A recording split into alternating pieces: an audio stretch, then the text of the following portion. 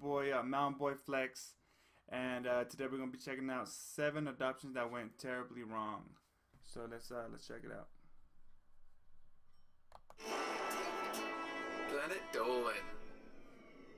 From an angel-faced terror to a boy so disruptive he had to be sent back, we count 7 adoptions that went terribly wrong. Number 7. At wit's end, an overwhelmed mother on a parenting forum shared her frustration over having an adopted daughter who takes pleasure in angering and hurting other family members. The family tried counseling, medication, and special therapy, but had no success. Every day, her child vindicatively yells, screams, and torments their siblings. The kid's favorite catchphrase is, "I hate you." The mother has grown resentful and feels her family is unfairly paying for the mistakes that made their adopted child this way.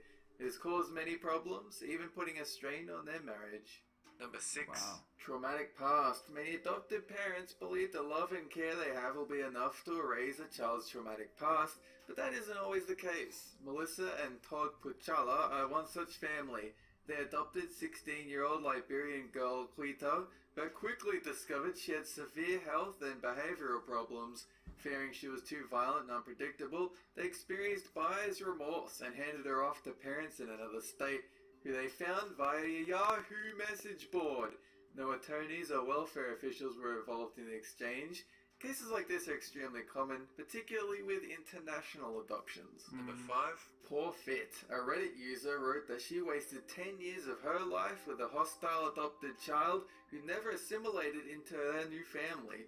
Unlike sugar-coated Hollywood adoption stories, the adopters described their experience as a living hell. They claimed they were ill-prepared and kept in the dark about the true nature of Eastern European orphanages and reactive attachment disorder, a condition similar to post-traumatic stress disorder. Right. The family adopted their daughter when she was 9 years old and endured years of lies, abuse, hatred, and manipulations. At 13, their daughter openly gloated about getting away from them once she reached 18.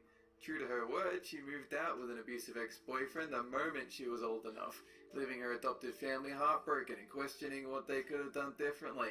Oh, in my opinion, they could have just smacked her butt. Right. A Romanian dictator named Nicolae was hell-bent on creating an army of subservient workers, so he made contraception illegal and demanded that all women bear at least 5 children. Of course, most Romanian families were unable to look after so many children, so abandoned them at orphanages. When Nicolae was executed, the world learned of the horrible conditions these children lived in. Many international families tried to adopt these kids, but the European Union became concerned the process was too easy and that orphans might end up with the wrong sorts of people. They encouraged Romania to tighten its adoption laws to protect vulnerable orphans, but the resulting law was a logistical nightmare and many children were left abandoned, stuck in legal loopholes with no one to give their consent to. Thousands of adoptions were stalled, and as of 2012, Romania has nearly as many orphans as it did in 1989. Number 3.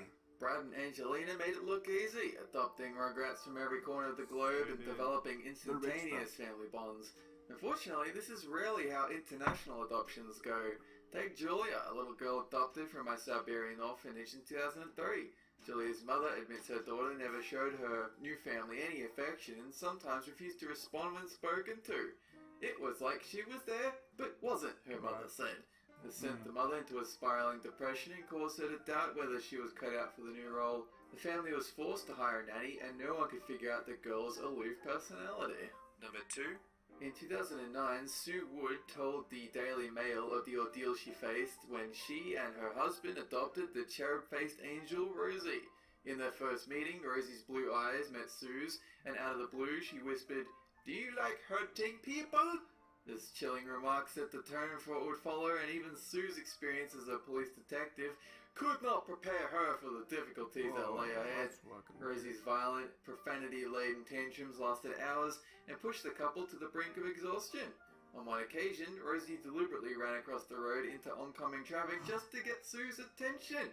In supermarkets, she would rip things off shelves, and in cinemas, she would stand on her chair and scream to cause a disruption. Rosie had no concept of bedtime, using cutlery, or speaking softly. She was frightened of everything. Even Disney movies made her cower under a chair. It was as if she was raised by wolves. Social services never mentioned any particular behavioral problems. Fortunately, Rosie is showing signs of progress, but the journey to get there has been hell. Because she comes from a parallel universe where little shits roam freely. Number 1. In 2014, Iris made a heartbreaking forum confession. She had grown to hate her adopted son. She and her partner had adopted the boy in 2009 and their lives have been completely dysfunctional ever since. Iris provided a laundry list of issues with the boy, including stealing, lying, and bullying.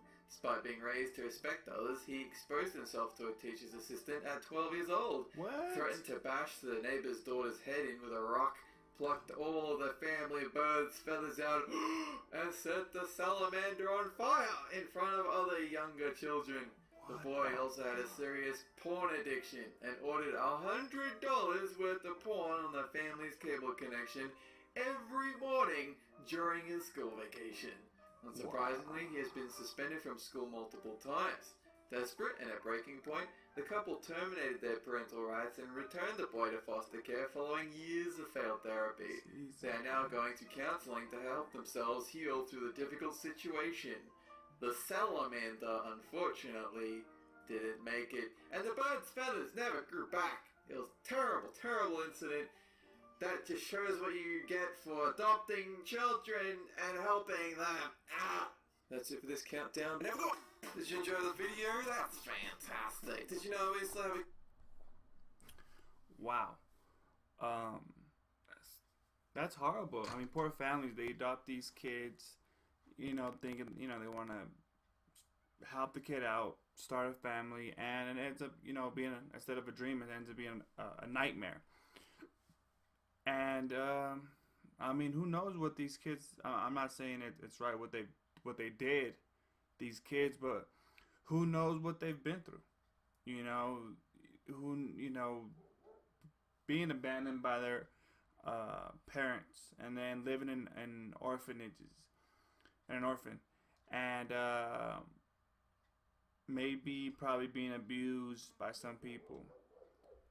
Who knows what these kids have been through, and it definitely takes a certain kind of parent to overcome that. You know what I mean? To overcome the child's fear and anxiety. I'm not saying that the parents that took these kids were bad parents and couldn't, do it, but I'm just saying it just takes a really certain kind of parent to do that. It takes a really strong kind of parent and a strong bond, because it's easy to get divorced. Like a few of these couples got divorced right after they gave the kid back, because so much damage had been done by the kid already. But yeah, I mean, I guess everyone, that's a lose-lose situation. You know what I mean? Like the kid goes back to the orphanage, and the parents feel like they failed at being parents. So it's a lose-lose situation. It sucks.